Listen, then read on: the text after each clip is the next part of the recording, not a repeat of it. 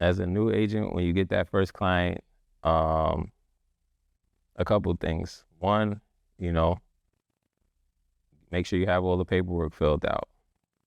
Find out what their needs and their interests are, and try to fulfill those needs. But also, don't get so wrapped up with that first client that you just end up spending the whole month doing everything and stalking that first client.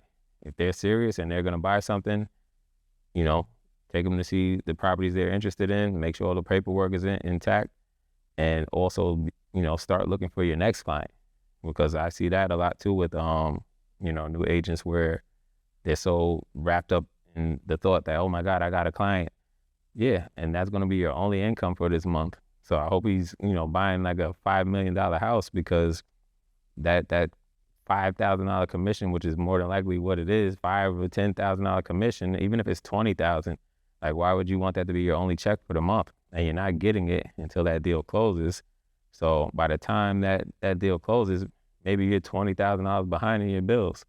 So did that $20,000 check really do anything for you? No. So you want to stack your deals. You want to get out there and get as many clients as you can, but you definitely want to give that client the attention and respect they deserve. So whatever, like I said, follow up with them, make sure they're seeing the houses that they want to see, make sure all your paperwork is intact with them, but also keep your eyes on the big goal, which is closing multiple deals a month.